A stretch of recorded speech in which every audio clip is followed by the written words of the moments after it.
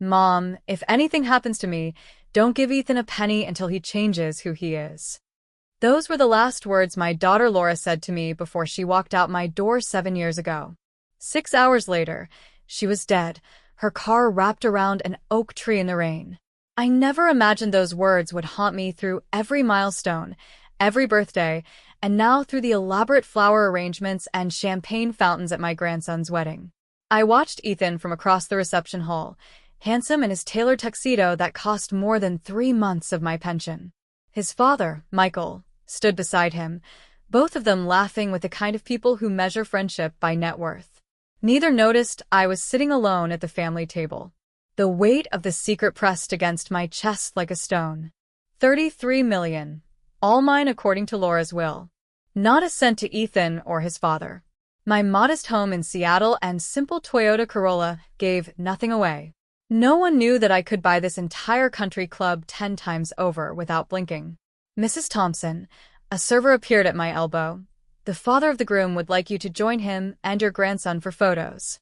I nodded, gripping my purse where I kept the folded letter from Laura's lawyer, my talisman, my burden. 7 years carrying this secret felt like 70. There she is, Michael's voice boomed as I approached. His arms snaked around my shoulders, cologne suffocating me. The grandmother of the groom. Looking lovely as always, Ellen. Michael's smile never reached his eyes. 25 years since he'd walked out on my daughter for a younger woman, and I still saw the same calculating gaze. Now nearing 58, he'd maintained his charismatic facade despite 3 more failed marriages.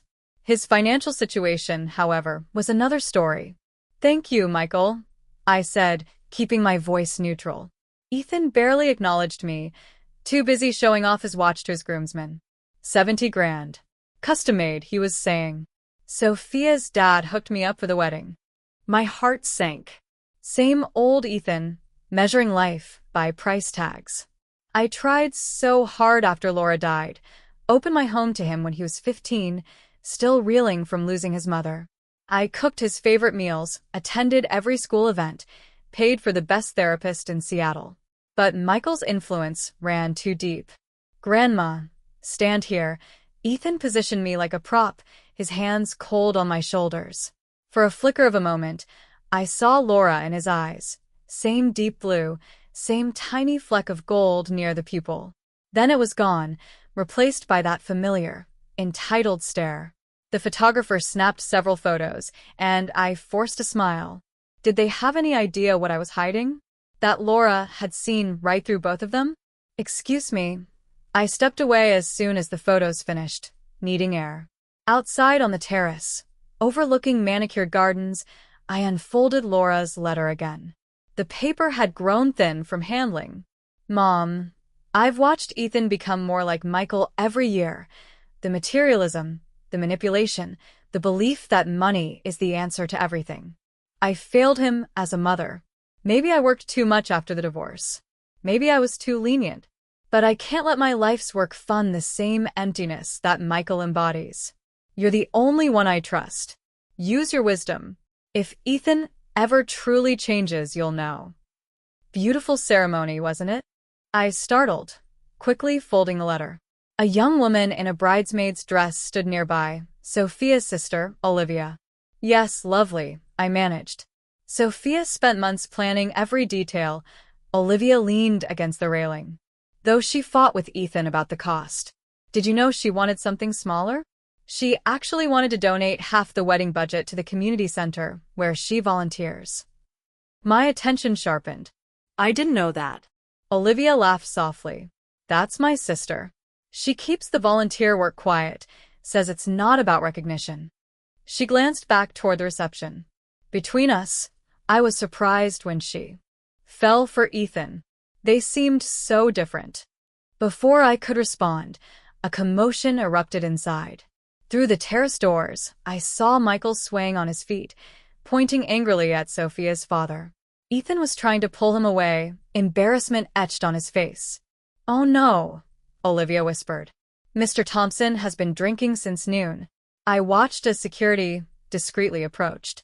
Michael's voice carried across the terrace. You think you're better than me? I built everything from nothing. When Ethan gets his mother's money, we'll show you what real wealth looks like. My blood turned to ice. How did Michael know about Laura's money? What had Ethan told him? Before I could continue my conversation with Olivia, the wedding coordinator intercepted me. Mrs. Thompson, we're handling the situation. Perhaps you could join the bride's family for the cake cutting. It's starting in 5 minutes. Over her shoulder, I watched security discreetly escorting Michael toward a side room. Ethan stood frozen, his face a mask of fury and humiliation. Our eyes met across the room, and for the first time that day, he actually saw me. The silent plea in his expression transported me back 7 years to the 15-year-old boy sobbing in my arms after the police confirmed Laura's death. I'll be right there, I told the coordinator. As I made my way across the ballroom, snippets of whispered conversations reached me. Did you hear what Michael said about money? Always thought Ethan came from wealth. Mother died in some accident. The weight of Laura's secret pressed heavier with each step. If they only knew. The stock investment my daughter had made 15 years ago in a small tech startup had exploded beyond anyone's expectations after her death. Add to that her life insurance policy and the settlement from the accident, $33 million sitting in accounts that only I could access. Mrs. Thompson, Sophia appeared before me, radiant in her designer gown despite the tension in the air. I'm so sorry about what just happened. I studied my new granddaughter-in-law's face, searching for signs of the compassionate woman Olivia had described. At 22, Sophia Carter Thompson came from one of Seattle's oldest banking families. When Ethan first introduced us, I'd assumed she was just another trophy for him to acquire. Beautiful, well-connected, perfect for his social climbing ambitions. Not your fault, dear, I said, patting her hand. Michael has always been difficult. Something flickered in her eyes. Understanding, perhaps. Ethan's gone to calm him down. He asked if we could delay the cake cutting. She hesitated, then lowered her voice. Ethan never talks about his mother. What was she like? The question caught me off guard. In the 3 years Ethan and Sophia had been dating, had he really never spoken about Laura? She was... My voice caught. How to describe my brilliant, fierce daughter to the wife of the son who barely remembered her? Laura was extraordinary, a financial analyst who worked her way up from nothing. After the divorce, she raised Ethan alone while building her career. She had this laugh that could fill a room, and she never backed down from what she believed was right. Sophia's eyes softened. She sounds like someone I would have admired. She would have been 61 today. The words slipped out before I could stop them. Sophia's eyes widened. Today is her birthday? I nodded. Ethan chose the wedding date. I thought perhaps it was his way of honoring her. The look of shock on Sophia's face told me everything. Ethan hadn't remembered, or worse, hadn't cared. Mrs. Thompson, please call me Ellen, I said. Ellen, she corrected herself. Would you help me fix my veil before the photos in the bridal suite? I recognized the excuse for what it was, an opportunity to speak privately. Curious, I followed her through the reception hall, past clusters of expensively dressed guests. The bridal suite was empty now, scattered with makeup brushes and champagne flutes. Sophia closed the door and turned to face me. There's something you should know. My heart hammered. Had she discovered the truth about Laura's money? Ethan's in trouble, she said instead. Financial trouble. Big trouble. I blinked, momentarily thrown. What do you mean? He maxed out 5 credit cards paying for the honeymoon and his portion of the wedding. Michael convinced him to take out a loan against a future inheritance. She twisted her diamond ring nervously. They both seem to think there's money coming when you... I'm sorry, this is awful to say, when you pass away. So that explained Michael's drunken outburst. My mind raced, anger and sadness warring within me. 7 years of providing for Ethan, the private university tuition I paid anonymously through a trust, the apartment I subsidized, the lucky breaks I arranged through old nursing contacts. And still, he was counting the days until my death. There's something else, Sophia continued, her voice dropping to a whisper. Last night, I overheard Michael telling Ethan they should try to get you declared mentally incompetent if you don't cooperate about the inheritance after the wedding. The room seemed to tilt. What? Sophia's eyes filled with tears. I can't believe I'm saying this on my wedding day, but I think I've made a terrible mistake. The man I fell in love with, the Ethan who volunteers with me at the community center, who stayed up all night helping me prepare meals for the homeless, that man seems to disappear whenever his father is around. I stared at her, processing this new information. Ethan volunteering, helping the homeless. This didn't align with anything I'd observed over the past 7 years. Before I could respond, the door burst open. Ethan stood there, his face flushed with either anger or alcohol, perhaps both. There you are, he snapped at Sophia. Everyone's waiting. What are you doing with her? The contempt in the way he said her cut through me like a knife. This was the real Ethan, the one Laura had seen clearly enough to protect her fortune from. Don't speak to your grandmother that way, Sophia said, her voice quiet but firm. Ethan's expression darkened. Stay out of family business, Sophia. Dad's having a rough day. It's your mother's birthday, Ethan, she replied. Did you even remember? The color drained from his face. For a moment, the mask slipped, and I glimpsed something I hadn't seen in years, shame. The cake, he muttered, turning away. They're waiting. As Sophia followed him out, she gave me a look that spoke volumes. This marriage was already fracturing barely hours after the vows. Alone in the bridal suite, I pulled out my phone and dialed a number I rarely used. David Freeman's office, answered a crisp voice. This is Ellen Thompson, I said. I need to speak with Laura's lawyer immediately. There's been a development. David couldn't take my call until Monday, but his assistant assured me the trust was secure. Nobody, not Michael, not Ethan, not even a team of Seattle's finest lawyers, could touch Laura's money without my consent. I returned to the reception with my heart racing, but my resolve strengthened. The grand ballroom had transformed for the evening portion. Crystal chandeliers cast a golden glow over the dance floor where Ethan and Sophia were performing their first dance. They looked like figures from a fairy tale, him in black, her in white, moving together in practice steps that probably cost thousands in private lessons. Beautiful couple, said a voice beside me. Sophia's father, James Carter, offered me a glass of champagne. Unlike Michael's flashy ostentation, James exuded old money confidence. Shame about Ethan's father causing a scene. Michael has always been theatrical, I replied, accepting the drink. James's eyebrow rose slightly. That's a diplomatic way of putting it. He lowered his voice. Between us, I had concerns about this match. Sophia has always had, shall we say, a social conscience that doesn't typically align with the Thompson men's reputation. The comment surprised me. You know Michael well? We've crossed paths in business. Nothing positive. His expression remained carefully neutral. I respect my daughter's choices, but a father worries, especially when he hears rumors about gambling debts and borrowed money. My fingers tightened around the champagne flute. Gambling. James looked momentarily uncomfortable, as if he'd said too much. Perhaps I'm misinformed. Excuse me, my wife is signaling me. He departed smoothly, leaving me with another piece of the puzzle. Gambling would explain Ethan's financial troubles, despite his well-paying job at an investment firm, a position I strongly suspected Michael had secured for him through dubious connections. The music changed, and guests flooded the dance floor. I retreated to a quiet corner, observing the celebration with growing unease. Michael had reappeared, seemingly sobered up, working the room with his trademark charm.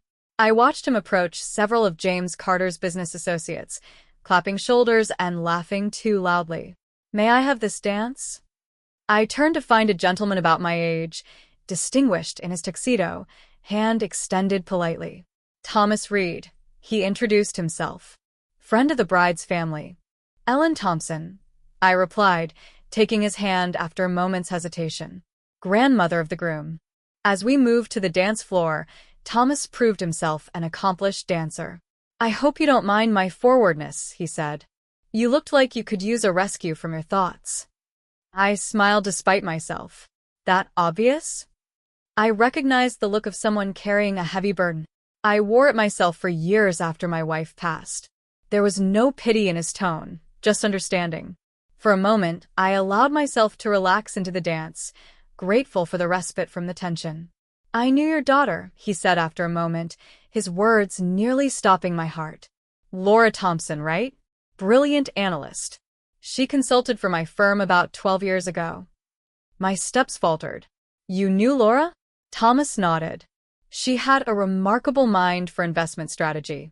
Saved our company millions with her recommendations." His expression grew thoughtful. "I lost track of her after she left the industry. Someone mentioned she had passed, and I was deeply sorry to hear it." "Car accident," I said automatically, the words rehearsed from years of condolences. 7 years ago. A terrible loss. She spoke about you often, you know, with great admiration. Tears threatened at the corners of my eyes. I'd grown so accustomed to being invisible at family gatherings, to Ethan's dismissive attitude, that I'd forgotten how it felt to be seen. "Did she ever mention—" I began, then stopped myself. What was I doing, interrogating a stranger at my grandson's wedding? But Thomas seemed to understand what I couldn't ask. "If you're wondering whether she mentioned her investment in Slash blueprints in quantum dynamics, yes, she did." His expression grew serious. "I know it paid off substantially. When I saw you here, looking so troubled, I wondered if perhaps her son inherited that investment. Young people often mismanage sudden wealth." The dance ended before I could respond, which was fortunate since I had no idea what to say. Thomas escorted me back to my table, handed me a business card, and disappeared into the crowd, leaving me shaken. I needed air. Slipping out a side door, I found myself in a small garden, illuminated by twinkling lights. To my surprise, I wasn't alone.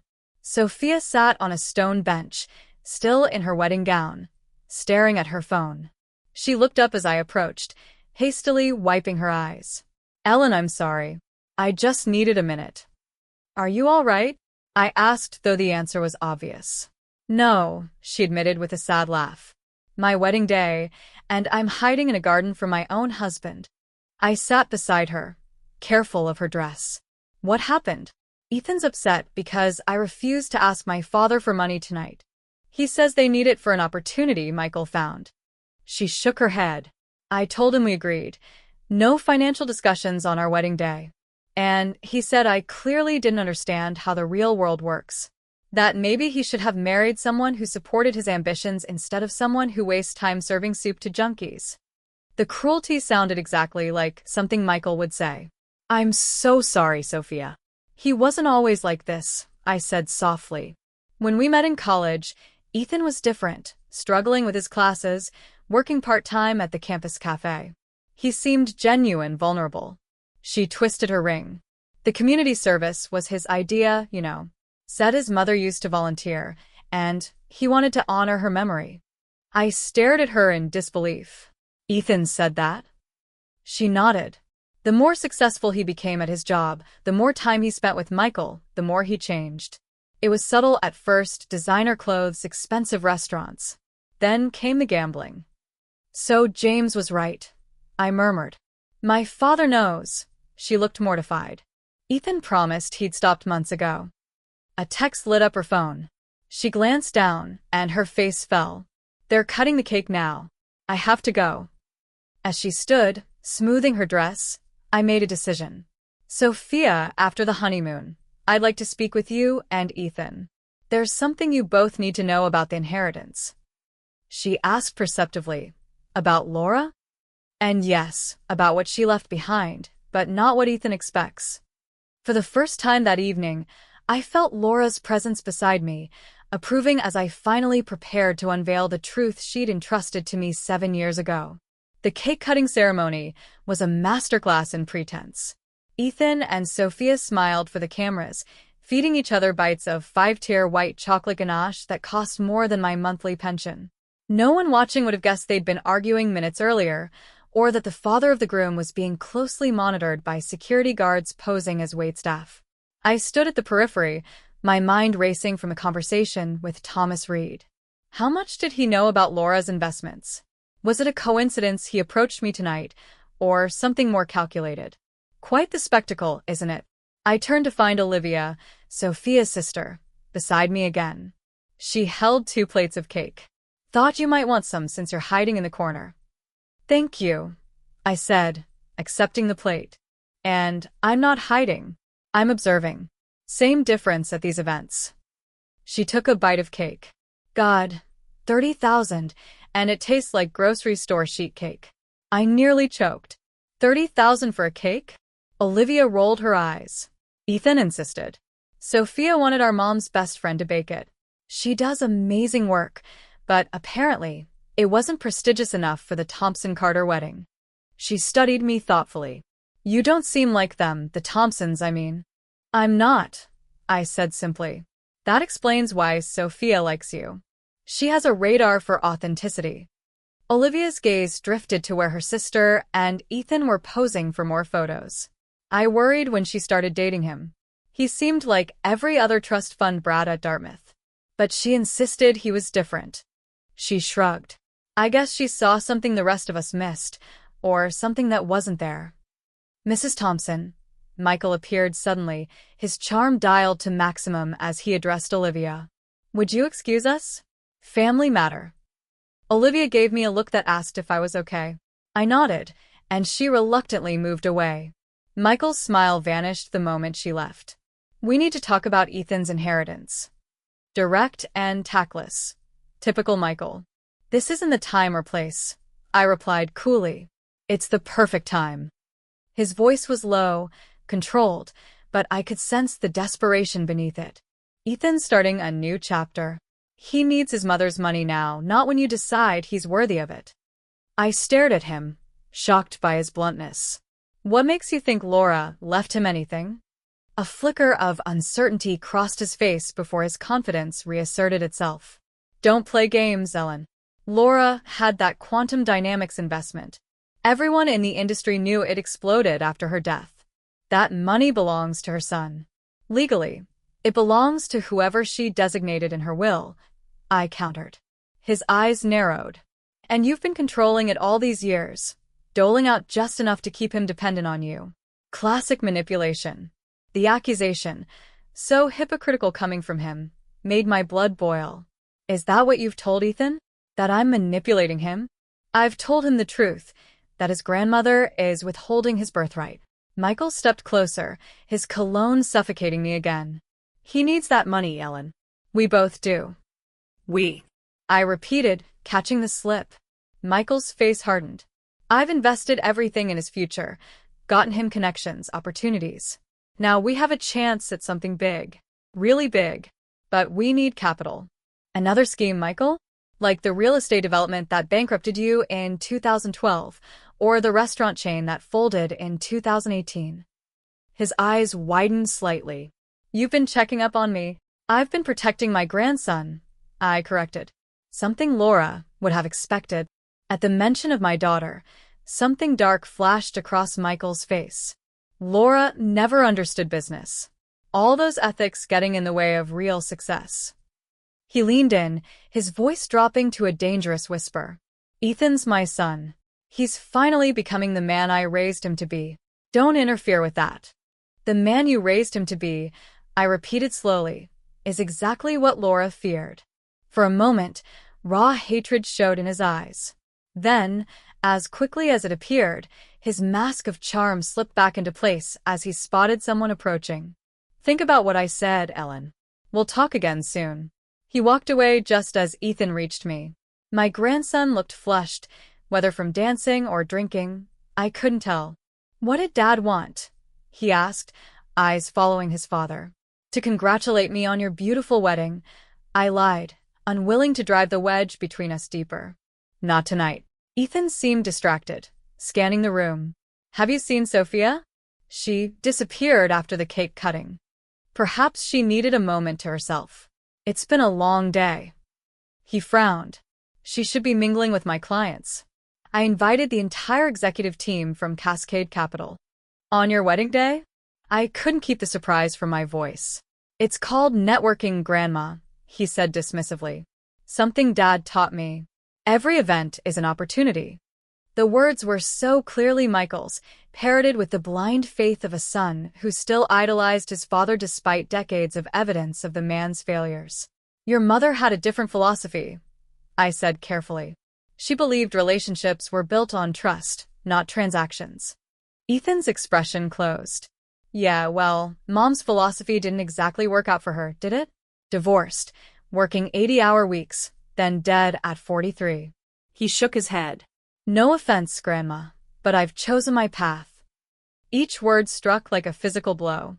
Before I could respond, his attention shifted. There's Sophia, finally, with her father. His tone changed, becoming ingratiating. I should join them. James is considering me for a position at Carter Financial. He walked away without waiting for my response. I watched him approach Sophia and James, his entire demeanor transforming, shoulders back, confident smile, the perfect son-in-law. Sophia's face remained impassive as he slipped his arm around her waist. Mrs. Thompson, a hotel staff member approached with a phone. There's an urgent call for you at the front desk. Puzzled, I followed him to a quiet office where a landline receiver lay off the hook. Hello, Ellen. It's David Freeman. Laura's lawyer sounded tense. I know it's your grandson's wedding, but this couldn't wait. Someone's been making inquiries about Laura's estate. My grip tightened on the phone. What kind of inquiries? Legal ones. Someone hired Walsh and Bennett to investigate the terms of Laura's will. My blood ran cold. Walsh and Bennett was one of Seattle's most aggressive law firms, known for contesting wills and trusts. When the paperwork was filed yesterday, David said, and Ellen, the client is listed as Ethan Thompson. The room seemed to spin around me. That's impossible. Ethan doesn't even know the details of Laura's will. There's more, David continued grimly. They've specifically requested information about mental competency requirements for trustees. They're building a case to have you declared unfit to manage the trust. Sophia's warning from earlier echoed in my mind. This wasn't just talk. They were already taking action. What do I need to do? I asked, my nurse's training kicking in, focusing on practical steps rather than the betrayal tearing at my heart. For now, nothing. The trust is ironclad. Laura made sure of that. David's voice softened. But, Ellen, you should be careful around both Ethan and Michael. Document all interactions and consider revealing the full terms of the trust sooner rather than later. Sometimes transparency is the best defense. After hanging up, I stood motionless, Laura's letter burning in my purse. All these years, I'd protected Ethan from the truth that his mother had seen through him, had recognized the Michael in him. I'd hoped he would change, would somehow find his way back to the sweet boy he'd been before Michael's influence corrupted him. But as I returned to the reception, watching Ethan laugh with Michael in a corner, heads bent together in conspiracy, I finally accepted what Laura had known 7 years ago. Some patterns don't change. Some lessons have to be learned the hard way. It was time to reveal the truth about the $33 million, not just to protect myself, but to give Ethan the one thing he'd never had, a chance to face who he truly was and decide if that was who he wanted to remain. The brunch the day after the wedding was smaller, more intimate, just family, and the wedding party gathered in a private dining room at the Carter estate. I'd barely slept, David's warning playing on repeat in my mind. As I entered the sunlit conservatory, where tables had been arranged among lush tropical plants, I steeled myself for the confrontation that seemed inevitable. Ethan and Sophia hadn't arrived yet. Michael sat with several groomsmen, looking remarkably fresh for someone who'd been escorted out by security the night before. He caught my eye and raised his mimosa in a mocking toast.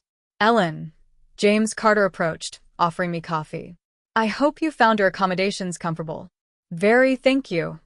The Carters had insisted on putting me up in their guest house rather than the hotel where other guests stayed. I'd been touched by the gesture, but now wondered if James had his own reasons for keeping me close. I wonder if we might speak privately before the young couple arrives, he said, confirming my suspicion. I followed him to a stone terrace overlooking immaculate gardens. For a moment, neither of us spoke, sipping our coffee and watching gardeners trim hedges in the distance. I should tell you, James finally said, that I knew Laura. Another revelation. Was there anyone at this wedding who hadn't been keeping secrets about my daughter? We weren't close, he clarified, seeing my expression. We served on a charity board together about 10 years ago, education for underprivileged children. He smiled faintly.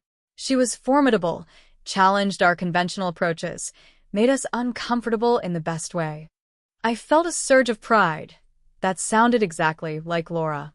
When Sophia started dating her son, I didn't make the connection immediately. Thompson is a common name.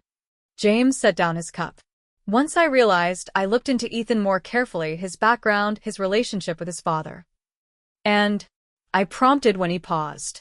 I found concerning patterns. His gaze was direct. Michael Thompson has a history of using his son to access wealth and connections. 3 failed businesses funded primarily by Ethan's former girlfriend's families, numerous loans in Ethan's name. My heart sank. You knew all this and still allowed Sophia to marry him? James's expression tightened. I raised my daughters to make their own choices, even when I disagree. Sophia sees something in Ethan that I don't. He hesitated, but I protected her in other ways. Their prenuptial agreement is extensive, and I've placed her inheritance in a trust she can access, but Ethan cannot, just like Laura had done. Does Sophia know about this investigation you conducted? Not the extent of it, but she's smart, observant. She sees Michael's influence. He leaned forward. Which brings me to why I wanted to speak with you. There are rumors in financial circles that Laura left behind substantial assets that Ethan expects to inherit when you pass. Michael has been using this expectation to secure investments and loans. You're concerned about your daughter being drawn into their schemes, I concluded. Precisely. He met my eyes. I don't mean to be indelicate, Ellen, but are these rumors true? Did Laura leave her son a significant inheritance? The question hung between us. I could lie, maintain the secret I'd kept for 7 years, but what purpose would that serve now? Laura left everything to me, I said quietly, with specific instructions about Ethan. James's eyebrows rose slightly, but he showed no other reaction. I see. And Michael and Ethan don't know this. They suspect, but don't know the details. I swallowed hard, which is why they're preparing to challenge my competency as trustee now. James looked genuinely shocked. They what? Before I could explain further, the terrace doors opened. Ethan stood there, looking disheveled in a way that suggested a hangover rather than the casual rumpled look young people sometimes affected. Here you are, he said, his tone accusatory. Dad's looking for you, Grandma. James rose smoothly. Actually, Ethan, I was hoping to speak with you about a position at Carter Financial. Perhaps after brunch. The sudden shift caught Ethan off guard. His bloodshot eyes widened with interest. Really? I mean, yes, absolutely. Excellent. I'll have my assistant set it up. James nodded to me. Ellen, thank you for the conversation. As he departed, Ethan's demeanor changed, a calculating look replacing his hangover fog. What were you two talking about? Just getting to know each other. Family now, after all. I kept my voice light. Where's Sophia? Still getting ready. He waved dismissively. Women, right? An hour to put on lip gloss. The casual sexism made me wince, another echo of Michael's influence. Your father is looking for me, I said. Ethan's expression shifted, became more guarded. Yeah, he wants to discuss something important before we leave for our honeymoon. The honeymoon your credit cards paid for, I said, watching his reaction. The one you can't afford. He blanched. How did you? Then his eyes narrowed. Sophia. She had no right to tell you about our finances. She's worried about you, Ethan, about the gambling, the debts, the influence your father has over you. His face flushed with anger. This is exactly why we need my mother's money now, not when you decide I'm mature enough or whatever arbitrary standard you've set. I have opportunities, connections. Your father's schemes, you mean? Like all the others that have failed. I interrupted. You don't understand business, he snapped, sounding exactly like Michael had the night before. Dad's building something big this time. We just need capital. And you think your mother's money is the answer? It's my money. The words exploded from him, drawing startled looks from people. Entering the terrace, Ethan lowered his voice, but couldn't disguise his intensity. Mom would have wanted me to have it. Not you. What do you even do with it? live in that tiny house, drive that old car, wear the same 3 outfits. Each word revealed how little he knew me or his mother. Laura had valued simplicity, had taught me the same after growing up with so little. The modest life I led wasn't from lack of funds, but from choice. Ethan, I said quietly, there's something you need to know about your mother's will. His eyes lit up with anticipation. You're finally going to release the money? No. I took a deep breath. I'm going to tell you the truth. The money was never designated for you. Laura left everything to me with no obligation to pass it to you, ever. The blood drained from his face. That's not possible. She wouldn't. She did. I held his gaze steadily. And before you and your father proceed with trying to have me declared incompetent, you should know that Laura anticipated that, too.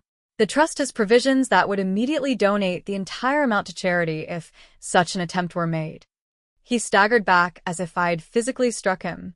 How did you know about Mrs. Thompson? Michael's voice interrupted, smooth as oil, as he joined us on the terrace. Family discussion without me? I'm hurt. One look at Ethan's shocked face, and Michael's smile faltered. What's going on? Ask your son, I said, gathering my purse. I believe he has news about the inheritance you've been counting on. As I walked away, I heard Michael's urgent whispers and Ethan's devastated response. It's gone, Dad.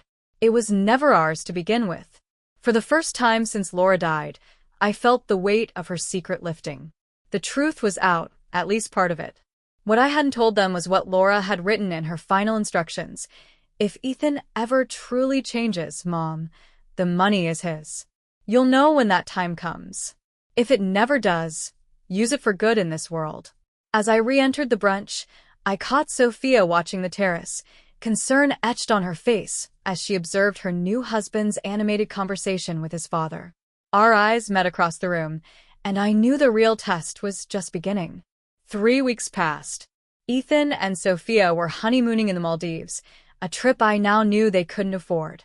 I returned to my quiet life, volunteering at the hospital, where I'd once worked as a nurse, tending my garden, attending my book club. But beneath this calm routine, I was preparing for the storm I knew would follow my revelation to Ethan. David had strengthened the legal protections around Laura's trust.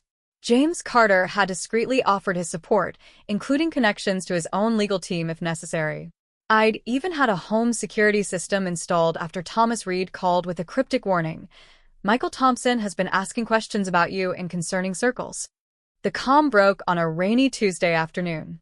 My doorbell rang, and through the security camera, I saw Sophia standing on my porch, alone, and without an umbrella, her hair plastered to her face. Ellen, she said when I opened the door, her voice thick with emotion, I need to talk to you. I ushered her inside, bringing towels and hot tea. She sat at my kitchen table, looking both younger and older than she had at the wedding, a girl playing at being a woman, suddenly confronted with harsh reality. Ethan told me everything, she said finally, cradling the mug between her hands. About Laura's money, about what you told him at the brunch. She met my eyes. Is it true? Did his mother really leave him nothing? She left him nothing directly? I confirmed. She left everything to me. Why? The simple question contained so much bewilderment. He's her son. I considered how to answer, how much to reveal. Laura watched Ethan growing up, being shaped by Michael's values. She was afraid of what unlimited money would do to him if he got it too young, without earning it. So, it was about teaching him responsibility? Partly, I said carefully, and partly about protecting Ethan from himself. Sophia stared into her tea. The honeymoon was awful, she said abruptly. Ethan was on the phone with Michael constantly. They fought, then plotted, then fought again. Ethan barely spoke to me except to ask if my father might invest in their new venture. My heart ached for her. I'm sorry, Sophia. When we got back yesterday, Michael was waiting at our apartment. They talked for hours in Ethan's office. I heard shouting. She looked up, her eyes red-rimmed but dry. This morning, Ethan told me he's hired lawyers to contest the will. He says you manipulated Laura when she was vulnerable, that the money should rightfully be his. I'd expected this, but it still hurt. And what do you think? I think, she said slowly, that Ethan's not the man I thought I married. She twisted her wedding ring. The community center called yesterday. Ethan resigned from volunteering, said he couldn't waste time on charity cases anymore. The cruelty of the statement, so reminiscent of Michael, made me wince. There's something else, Sophia continued. Ethan doesn't know I heard, but Michael was talking about other ways to accelerate the inheritance timeline. It scared me, Ellen, the way he said it. A chill ran through me. You think they'd harm me? I don't know what they're capable of anymore, she whispered. Michael has a hold over Ethan. I don't understand it. It's like he becomes a different person around his father. We sat in silence, the rain drumming against the windows. Finally, I made a decision. There's something you should see. I went in my bedroom and returned with Laura's letter, the paper soft from years of handling. This is what Laura wrote to accompany her will. I've never shown it to anyone. Sophia took it with trembling hands. As she read, her expression shifted from curiosity to shock, then to profound sadness. Mom, I've watched Ethan become more like Michael every year. I've tried everything to break Michael's influence. The money would only accelerate Ethan's worst tendencies, but I haven't given up hope entirely. If he ever truly changes, if he finds his way back to the values I tried to teach him, you'll know. And then, Mom, the money is his to use wisely. Until then, protect him from himself, and protect yourself from both of them. She knew, Sophia whispered. She saw exactly what would happen. Laura was insightful, I said. And she loved Ethan, even when she couldn't reach him. Sophia carefully refolded the letter. What will you do now? Defend the trust, as Laura asked. And hope. Hope for what?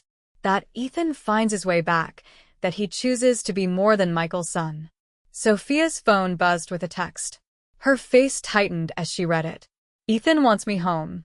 They're meeting with the lawyers. She stood, smoothing her still damp clothes. I need to think about what to do next. As I walked her to the door, she turned suddenly. The money. All those millions. What do you do with it, Ellen? Do you just leave it sitting in accounts? I smiled faintly. Laura was very specific about that, too. Half the income goes to foundations supporting victims of domestic abuse, Laura's private passion.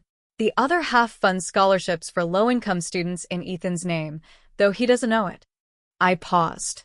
And yes, some sits untouched, growing, waiting for Ethan to become the man his mother hoped he could be. Something shifted in Sophia's expression. You never intended to keep it all. It was never about the money, I said gently. It was about what it would do to him. After she left, I called David to warn him about the impending legal challenge. Then I called James Carter. They're moving forward with contesting the will, I told him. And Sophia is concerned they might try other methods. James's response was immediate. Pack a bag. Everything. My father's lawyers are reviewing it now. I sat back, trying to process the extent of the betrayal, not just of me, but of Sophia. I'm so sorry, I said finally, that you were drawn into this. I feel such a fool, she whispered. I really believed he changed for me, that the volunteering, the interest in social causes, all of it was genuine. We believe what we need to believe about the people we love, I said gently. I did the same with Ethan for years. She looked up sharply. But you saw through him eventually. Laura did too. Why couldn't I? Because you have a generous heart.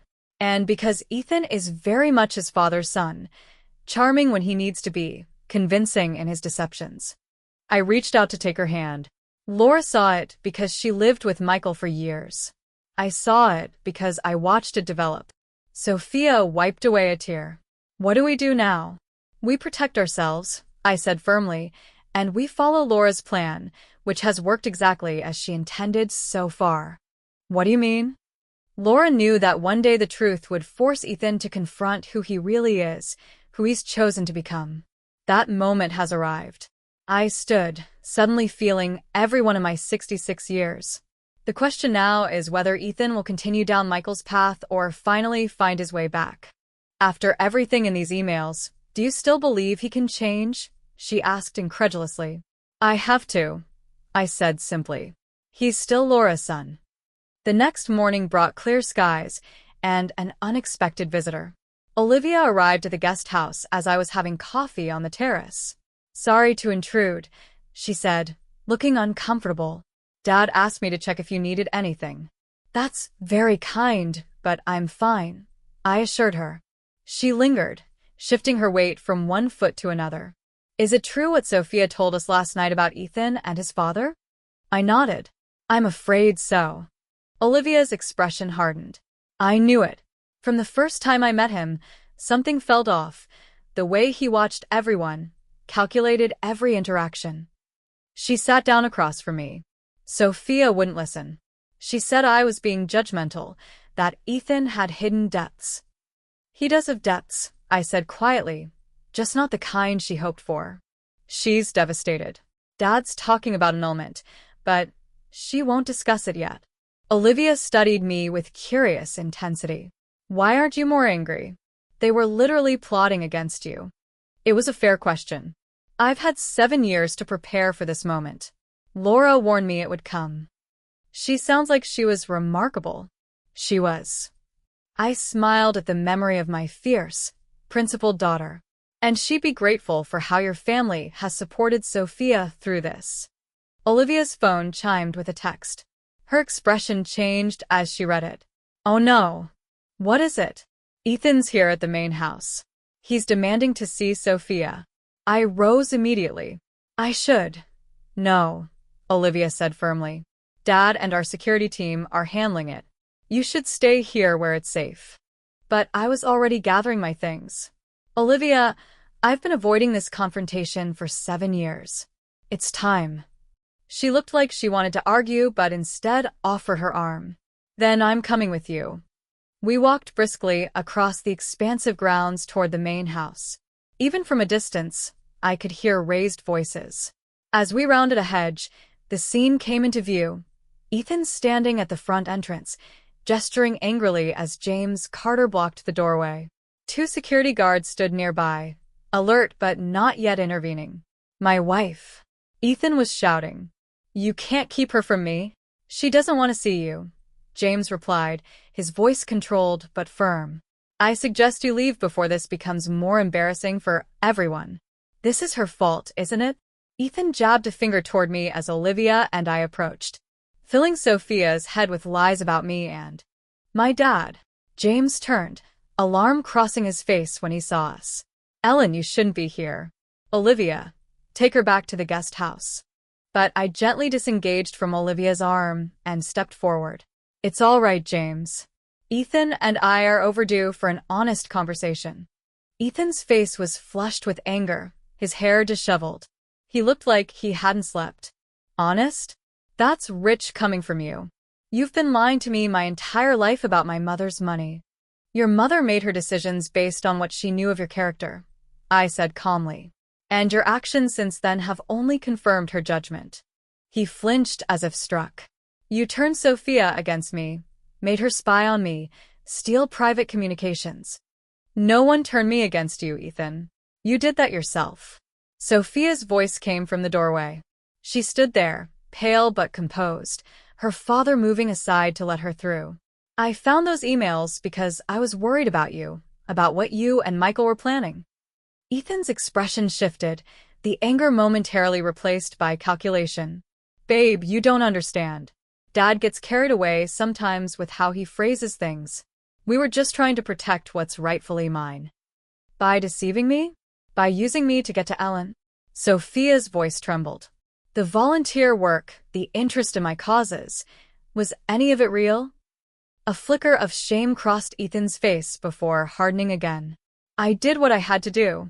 That money belongs to me. It's my birthright. Money isn't a birthright, I said quietly. It's a responsibility, one your mother didn't believe you were ready for. Because you poisoned her against me, he shouted, losing control again. Just like you've poisoned Sophia. James stepped forward. That's enough. You need to leave now, Ethan. Not without my wife. Sophia shook her head. I'm not going anywhere with you. Not until I figure out if there's anything left between us worth saving. Something dangerous flashed in Ethan's eyes. This isn't over. Any of it. He looked directly at me. Dad was right about you all along. You've manipulated everyone, turned them against us. But we'll get what's ours.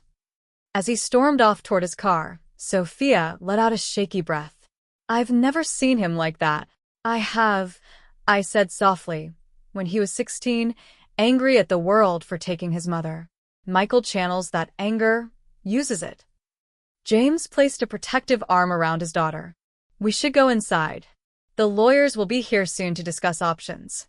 As we turned toward the house, I glanced back at Ethan's retreating figure and felt a profound sadness wash over me.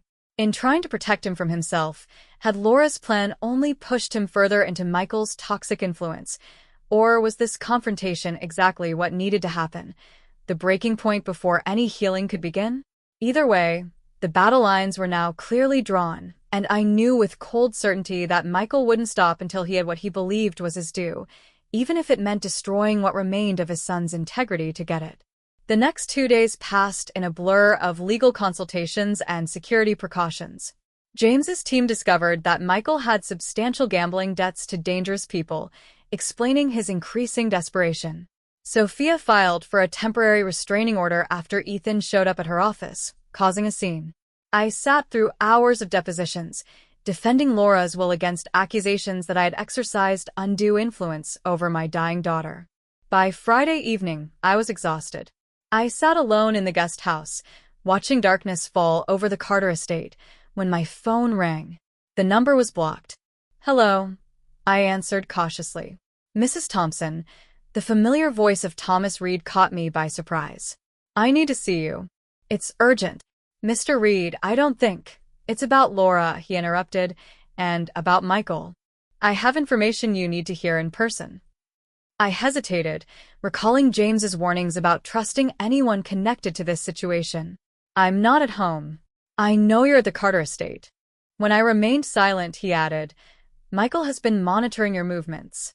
That's part of what I need to tell you. A chill ran through me. How do I know I can trust you? Laura called you Magpie when she was little, he said softly, because you collected shiny things, sea glass, buttons, coins with unusual dates. My breath caught. No one knew that nickname except Laura. How could you possibly? I'll explain everything. Meet me at the public garden near the Carter estate in 1 hour. Come alone. The line went dead before I could respond. Every instinct told me not to go, that it could be a trap.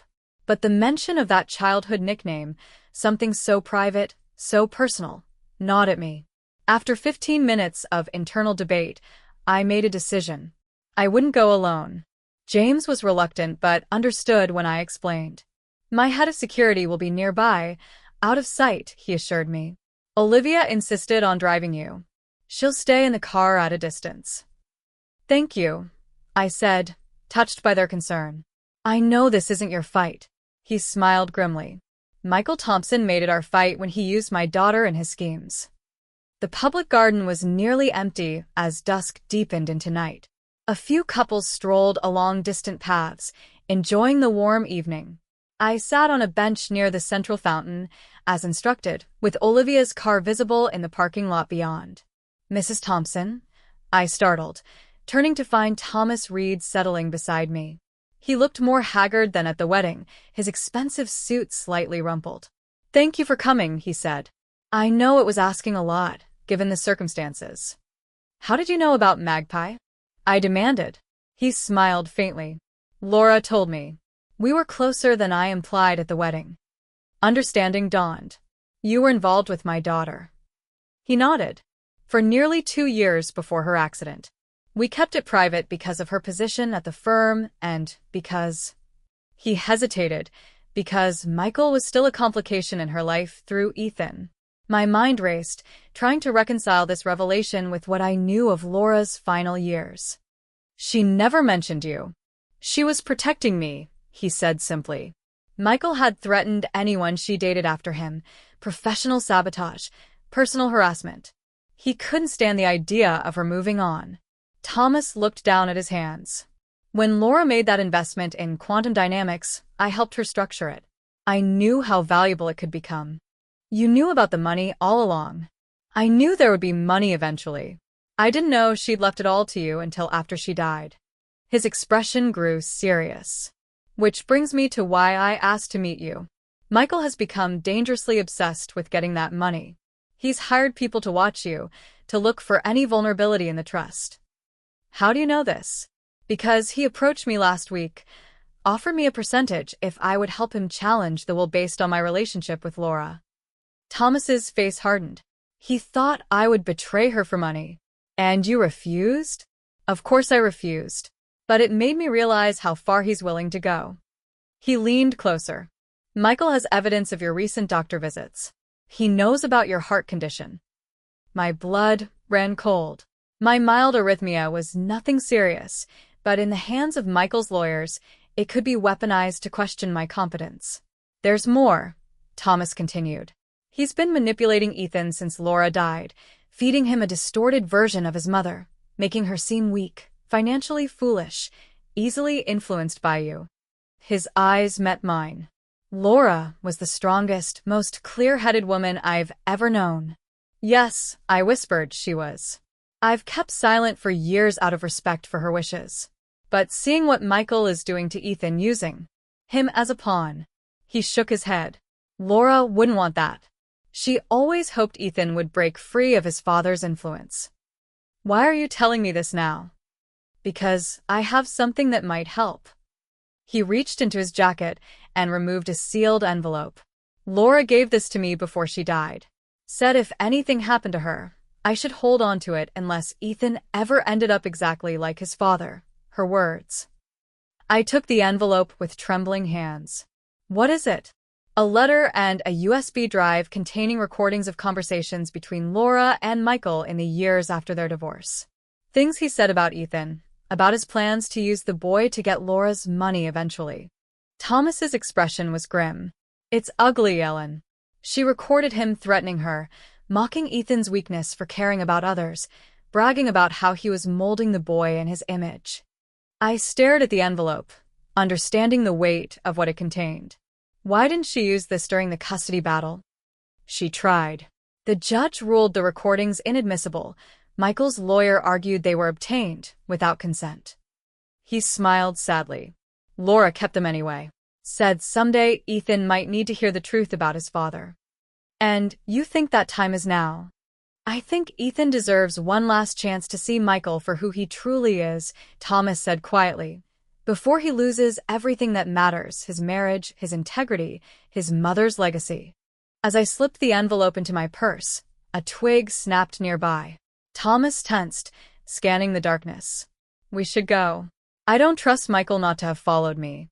Thank you, I said, standing, for honoring Laura's memory this way.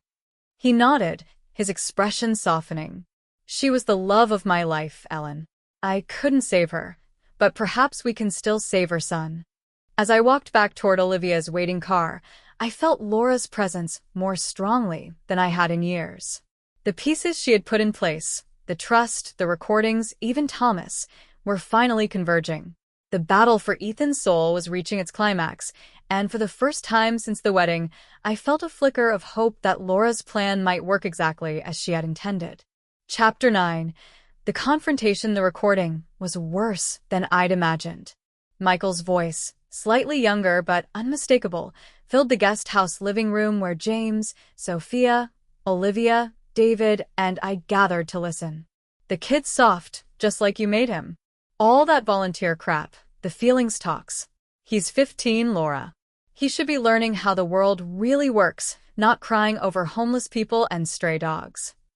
Laura's voice calm but firm. He's developing empathy, Michael, something you wouldn't understand. Empathy doesn't make money. I'm teaching him what matters, ambition, winning, taking what you want. Is that why you took him to a casino last weekend? To teach him values. A dismissive laugh. He needs to learn risk management. Besides, the kid's got talent for cards. Could be useful someday. He's 15, Michael. It's illegal. Not to mention completely inappropriate. Don't be so uptight. Just because you've suddenly become loaded doesn't mean you get to dictate how I raise my son when he's with me. A pause, then Laura's voice, suddenly alert. What do you mean, loaded? Come on, Laura. That tech investment. Words getting around. My buddy at Henderson Financial says you hit the jackpot. Michael's tone turned silky. You know, Ethan's going to need money for college soon. That fancy school you want him in isn't cheap. This conversation is over, Michael. And if you ever take our underage son gambling again, I'll have my lawyer file for full custody. Always with the threats. The menace in Michael's voice was unmistakable. Remember what I told you when you left? I always get what I want, Laura. Always. If not from you directly, then through the kid. He's more like me than you think. Give it time. David stopped the recording. The room remained silent for several seconds. There's more, I said quietly. Much more. Spanning years. James shook his head in disgust. This is compelling evidence of character, but I'm not sure how it helps legally with the trust dispute. It's not about the legal battle, I replied. It's about Ethan. He needs to hear who his father really is. Sophia, who had been unnaturally still throughout the recording, finally spoke. He won't believe it. Michael will convince him it's been doctored or taken out of context. Perhaps, David acknowledged, but combined with the emails Sophia found, it creates a pattern that would be difficult to dismiss. Olivia leaned forward. We need to get Ethan alone, away from Michael's influence. Make him listen. He won't come here, Sophia said. And I can't go to Michael's, the restraining order. I thought for a moment. There's one place he might meet me, somewhere meaningful to both of us. The next morning, I sent Ethan a text. I'm at Laura's grave. Come alone if you want to know the whole truth about your mother's will. The cemetery was peaceful, morning light filtering through ancient oaks as I sat on the bench facing Laura's headstone. I'd brought fresh flowers, lilies, her favorite, and spent some time talking to her, as I often did, explaining what was happening, asking for guidance. An hour passed. I was beginning to think Ethan wouldn't come when I heard footsteps on the gravel path. He appeared, looking thinner than at the wedding, dark circles under his eyes. He stopped several feet away, wary. You came, I said simply. What's this about? His voice was guarded. Dad thinks it's a trap. Of course he does. I patted the bench beside me. But this is between you and me, Ethan and your mother. He remained standing. You said you'd tell me the truth about the will. I'll do better than that. I'll show you. I took out my tablet. These are recordings your mother made of conversations with Michael over the years. Before you decide to continue this legal battle, you should hear them. Suspicion flashed in his eyes. More manipulations? Did you fake these to turn me against Dad? Ethan, look at me. I held his gaze steadily. I have never lied to you, not about Laura, not about the money, not about anything. Can Michael say the same? Something flickered in his expression. Doubt, perhaps. Wordlessly, he sat beside me, leaving space between us. I handed him earbuds and the tablet. Listen, then decide. For the next 40 minutes, Ethan sat motionless, his face increasingly pale as he listened to his father's words, the dismissive comments about Ethan's weakness, the plans to use him to access Laura's money, the gradual strategy to shape him into Michael's image. Most damning was a recording from when Ethan was 16, shortly after Laura's death. The timing is actually perfect, Michael told someone. Kid's devastated, totally malleable. Give me 5 years, and he'll be exactly where I need him, married into money, positioned for success, and convinced his mother's fortune belongs to him. Ellen won't stand a chance.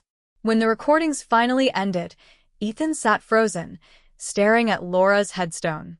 I remained silent, giving him space to process. Is there more? He finally asked, his voice hollow. Yes, but I think you've heard enough to understand.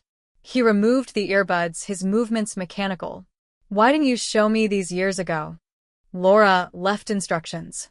The recordings were to be kept private unless you were fully under Michael's influence and at risk of losing yourself completely. I touched his hand gently.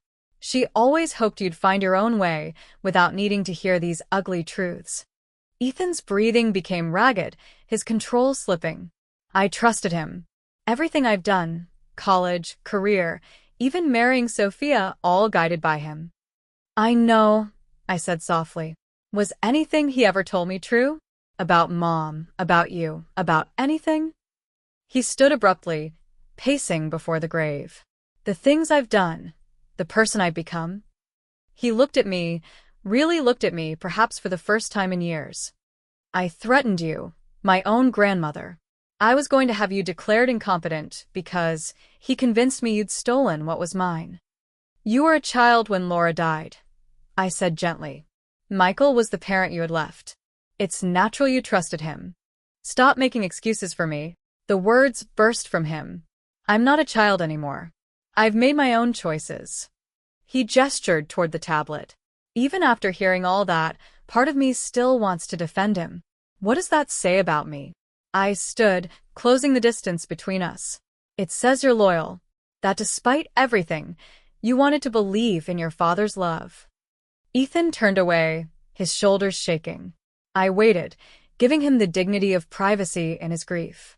When he finally turned back, his face was wet but composed. What happens now? He asked. That depends on you. The legal proceedings, the money, your marriage, all of it hinges on what you decide to do next. He looked at his mother's grave, then back at me. I need time to think, to figure out who I am without his voice in my head. I nodded, understanding. Take all the time you need. As we walked back toward the cemetery gates, Ethan stopped suddenly. Grandma, the term, and used for so long, caught me by surprise. Yes. Did Mom ever give up on me? Really give up? I thought of Laura's letter, the provision that the money would be Ethan's if he ever truly changed. Never, I said truthfully. She believed in the man you could become, even when she feared the man you were becoming. He nodded once, eyes distant. I need to see Sophia, to tell her. I don't know. Something true for once. As I watched him walk to his car, I felt Laura's presence beside me again. Her voice almost audible on the cemetery breeze. This is just the beginning, Mom. The hardest part comes next. I knew she was right. Ethan had heard the truth, but facing it, truly facing the years of manipulation and his own complicity, would be a longer, more painful journey. Whether he had the courage to take it remained to be seen. 6 months passed. Autumn turned to winter, and Seattle disappeared under blankets of snow that transformed the city into something quieter, more contemplative. I moved back to my modest house, though James insisted on maintaining the security system he'd installed. Ethan dropped the legal challenge to Laura's will 3 days after our cemetery meeting. Michael, furious at what he perceived as betrayal, launched his own lawsuit but quickly withdrew it when his lawyers realized the trust's provisions would indeed trigger automatic donation of the entire amount to charity if challenged on grounds of my competency. Sophia and Ethan separated but didn't immediately divorce. They began counseling, individually at first, then together. I kept my distance, allowing them space to determine their own path forward without my influence. Michael, facing mounting gambling debts and abandoned by the investors he'd promised a share of Laura's fortune, left Seattle. Ethan told me he'd resurfaced in Las Vegas, working for a third-rate casino, spinning new schemes for fresh marks. As for Ethan himself, the change was gradual but profound. He quit his position at the investment firm and, after weeks of soul-searching, approached the community center where he'd once volunteered with Sophia. He started small, sorting donations, serving meals, listening to the stories of those who'd fallen through society's cracks. No one there knew about the inheritance drama or his connection to wealth. He was just Ethan, the quiet volunteer who stayed late to help clean up. On a snowy February morning, exactly 7 years and 6 months after Laura's death, my doorbell rang. I opened it to find Ethan on my porch, snowflakes catching in his hair. "Can we talk?" he asked. Over tea at my kitchen table, the same table where a desperate Sophia had sought my help half a year earlier, Ethan outlined what he called his redemption plan. "I want to use my finance background to help people budget, save, avoid predatory loans," he explained. "The community center has nothing like this, but their clients desperately need it." I listened, noting the passion in his voice, Laura's passion, finally emerging from beneath the layers of Michael's influence. "I've been working with Sophia again," he continued, "just as friends, as colleagues." She's developing an outreach program for homeless youth. He hesitated. We're not back together, not like before, but there's something there worth rebuilding maybe, if she decides I'm worth the risk. And what do you need from me? I asked gently. Nothing. He met my eyes directly. I'm not here to ask for money or forgiveness or anything else. I just wanted you to know that I'm trying, really trying this time. I reached across the table and took his hand. Laura would be proud of you. He swallowed hard. I found some of her old journals. Reading them, it's like meeting her as an adult for the first time. She was extraordinary. Yes, I said simply she was. We sat in comfortable silence, the snow falling softly outside. Finally, Ethan spoke again. There's something else. I've been meeting with Thomas Reed. He's been telling me stories about Mom, who she really was, not Dad's version. Ethan looked down at his hands. He's offered to invest in the financial literacy program. Said Mom would have loved the idea. That sounds like her, I agreed. Ethan hesitated, then asked the question I sensed had been on his mind for months. The money, Mom's money. What happens to it now? I studied him, seeing beyond the surface to the genuine curiosity rather than greed. It continues to fund the scholarships and domestic violence programs Laura designated. And it remains in trust, growing. For what purpose? That's for you to discover when you're ready. 1 year later, on a bright spring morning, I sat in the audience of a small community center auditorium, watching Ethan address the first graduating class of the Laura Thompson Financial Independence Program. 25 people of various ages receive certificates and small grants to continue their education or start modest businesses. Sophia stood beside him at the podium, their bodies not quite touching but somehow in sync as they called each graduate's name. The simple gold band had returned to her finger 2 months earlier after a small private ceremony at the Carter estate. Nothing like the extravagant wedding that had started this journey. After the ceremony, Thomas Reed approached me, looking more relaxed than I'd ever seen him. She would have loved this, he said, nodding toward the graduates mingling with their families. Yes, I agreed, she would have. Have you told him yet? Thomas asked quietly. Not yet. Soon. That evening, I invited Ethan and Sophia to my home for dinner. After the meal, as we sat in my small living room, I handed Ethan an envelope. What's this? He asked. The final part of Laura's plan, I explained, the part she hoped would someday be possible. Inside was a letter I'd written outlining the full terms of Laura's trust, including the provision that when Ethan demonstrated through his actions that he had rejected Michael's values and embraced Laura's vision of service and compassion, the trust would transfer to his control. I don't understand, he said, looking up from the letter. You're giving me the money? No. I corrected gently, Laura is. She always intended it to be yours eventually, not as a birthright, but as a responsibility you earned. The scholarships, the domestic violence programs, they continue. But now you'll guide the rest of the trust's resources. Sophia squeezed his hand as tears filled his eyes. I don't deserve this, he whispered. It's not about deserving, I said. It's about becoming. Laura saw who you could be without Michael's influence. It just took longer than she hoped. Later, after they'd left, I sat alone in my garden as twilight settled over Seattle. I felt Laura's presence again, as I often did in quiet moments. You were right, I whispered to her. About everything. The money would have destroyed him back then, and keeping it from him forced him to find himself. As a cool spring breeze rustled the emerging leaves, I thought about the journey from that wedding day to now, how I'd sat silently while Ethan and Michael plotted, while the truth remained buried, while 33 million hung in the balance. That silence had been Laura's final gift to her son, the space to fail, to fall, and finally to rise again on his own terms, not as Michael's pawn or Laura's heir, but as himself, imperfect, still learning, but finally free.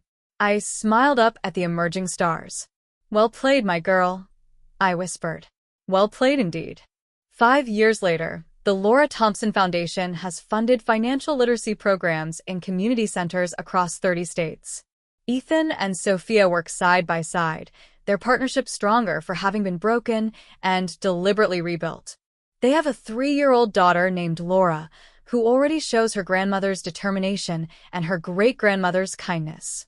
Michael occasionally surfaces, always with a new scheme, always looking for an angle. Ethan sends him enough to live on but refuses any further contact. Thomas Reed serves on the Foundation's board, his financial expertise and memories of Laura guiding its growth. Sometimes, I catch him looking at Ethan with a bittersweet expression, seeing Laura in her son's emerging strength. As for me, I still live in my modest house, drive my sensible car, and volunteer at the hospital. The neighbors have no idea that the quiet retired nurse on their street helped manage a multi-million-dollar trust for nearly a decade, or that my grandson now oversees one of the fastest-growing charitable foundations in the country. I still visit Laura's grave weekly, bringing fresh flowers and updates on her legacy. You should see him now, I tell her. He's finally become the man you hoped he could be. And sometimes, when the wind rustles the trees just right, I could swear I hear her answer. I knew he would, Mom. That's why I left the money to you. You are the only one who would wait long enough to find out.